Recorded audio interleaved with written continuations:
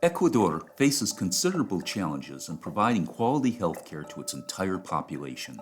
It has too few doctors and nurses, and 30% of Ecuadorians lack any health insurance coverage.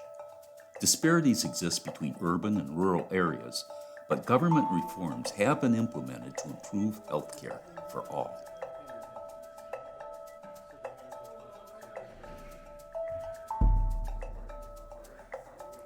Prosthetic specialist Robert Openshaw exemplifies the power of generosity and resourcefulness in helping those in need. In his practice, Robert often receives donations of prosthetics, which he then uses for his missions.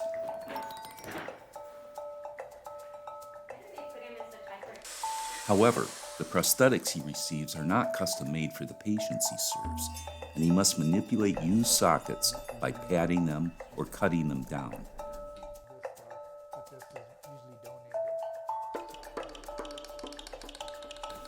There's so many. I know. I think we've fit, 200 prostheses? Over 400? Yeah, see where the brain is?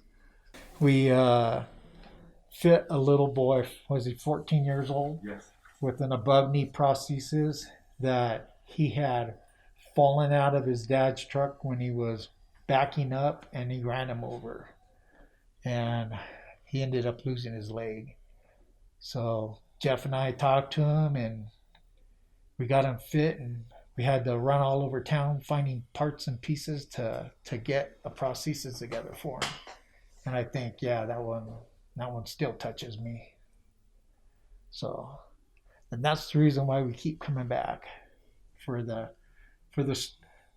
stories that we end up having, and the memories, and just it's just a good feeling to us.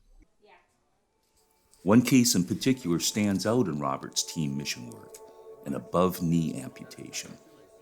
Unlike below-knee amputees that require silicone socks for padding and suction, above-knee amputees can typically insert their remaining leg directly into a socket. However, learning to use a prosthetic knee joint with a long, foreign leg extension can be very difficult for above-knee amputees. Without proper support, they can easily fall, which is where the expertise of Gloria Soto Reyes comes into play. The use of alcohol wipes is also essential in the fitting process, as they clean and dry quickly while providing a tight seal between the skin and the socket. This helps to prevent irritation and discomfort, ensuring that patients can wear their prosthetic for extended periods without issue.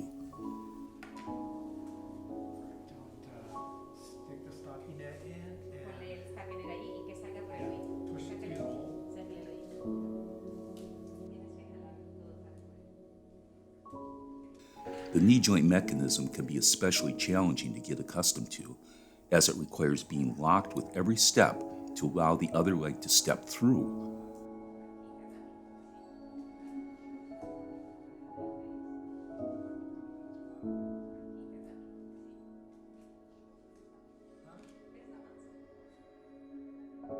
Gloria, who has done volunteer work with Robert since 2012, is a Master's of Science in Physical Therapy.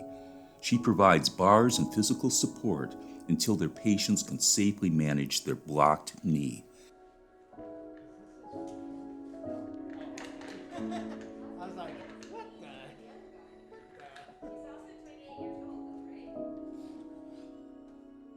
Gloria provides all the attention their patients need to help them master the intricate movements necessary to use their prosthetics.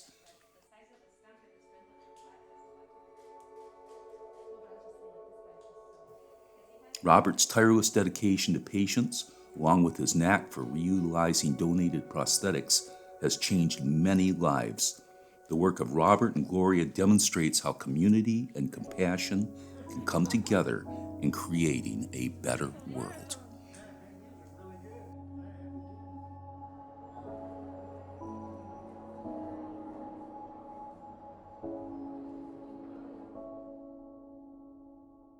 The sun rises over the bustling city of Quito, Ecuador, as the Surgery Warriors medical team prepares for another day of saving lives. Among them is Dr. Christopher Tyner, a skilled surgeon with a reputation for his creative reconstruction techniques. Hi, my name is Christopher Tyner. I've been with IMA for about 15 years, and we've traveled all over Latin America, helping many people in many countries and working with doctors internationally. And it's always been a pleasure for me. This year, we've been welcomed to Quito in Ecuador. And our mission here is to work with the local doctors so that we can have joint learning and service as many people as we can. A new day brings an opportunity to collaborate with Ecuadorian medical colleagues. The U.S. team soon realizes they will have far fewer resources than they are used to. Despite this, they can assist with their expertise and experience and donate some critical supplies.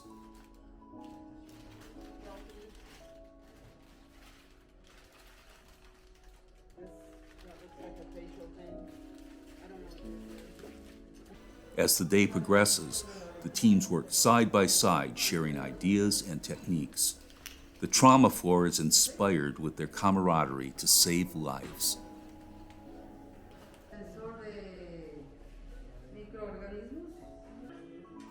As the team gathers around the patient, Dr. Tyner assesses the damage and begins to plan his approach. He shares his innovative techniques with the resident doctors, who are eager to learn from his expertise. Today, he is faced with a unique challenge, a patient whose ear was bitten off by a stray dog.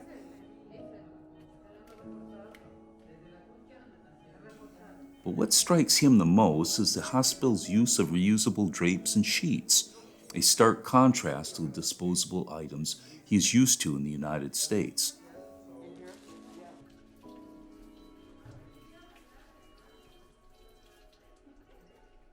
Dr. Tyner reflects on how the convenience of disposable items has led to a culture of waste. In Quito, the team is resourceful and efficient, making the most of what they have. It's a reminder that sometimes the simplest solutions can be the most effective.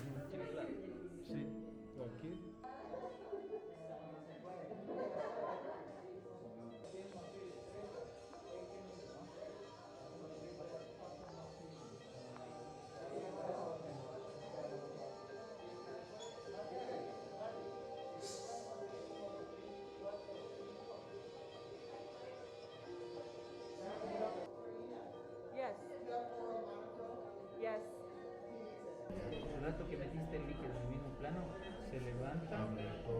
As the surgery progresses, Dr. Tyner works meticulously to reconstruct the patient's ear. The team is focused and determined, and their hard work pays off. By the end of the procedure, the patient's ear is effectively restored.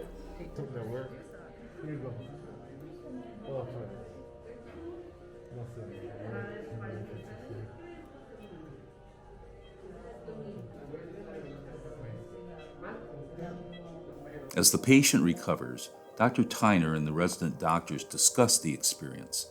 They agree that the hospital's resourcefulness is something to be admired, and perhaps they could learn a thing or two from their colleagues in Quito.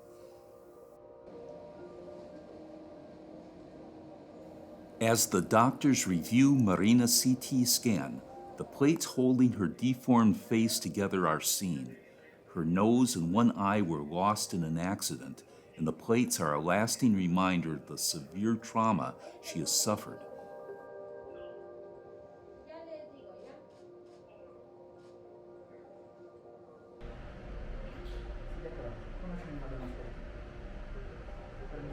The question on everyone's mind is, what can Dr. Tyner do for her? Is it even possible to do anything? Does he have the proper tools to do it?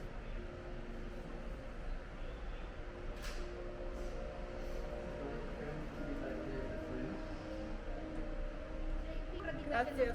Sí, buenas tardes. Buenas tardes. Are we going upstairs, right? We're gonna take the films. Ahorita espere, señora. We're gonna take the films over to their plastic surgeon and Dr. Tyner, and hopefully they could get a better look at what's going on and see how they can help her out.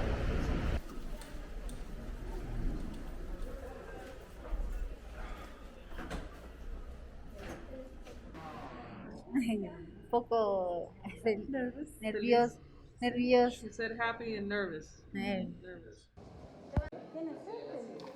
The next crucial step in Marina's journey is to try to get her approved for surgery by Dr. Tyner.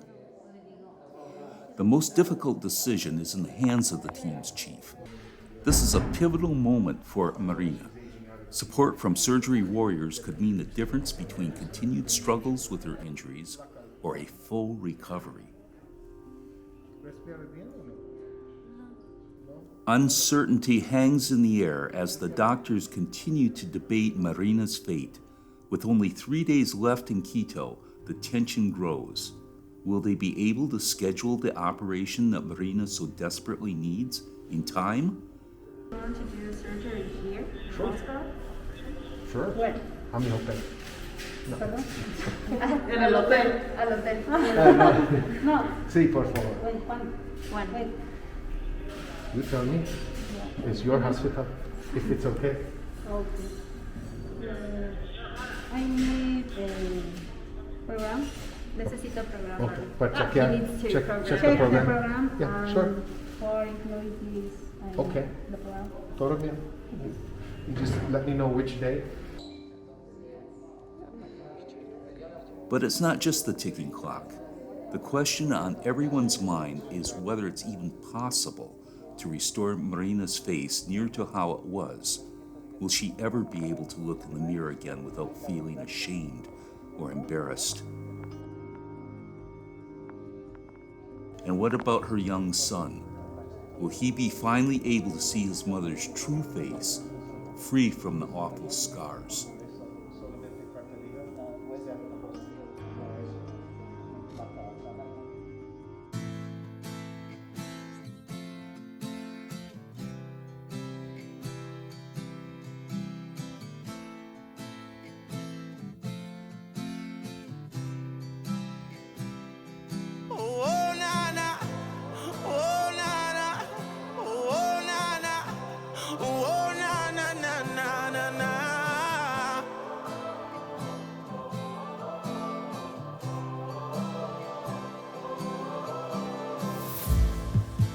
Pass the torch, and I'll go there. Trust my word, I'll take the dash. From stone to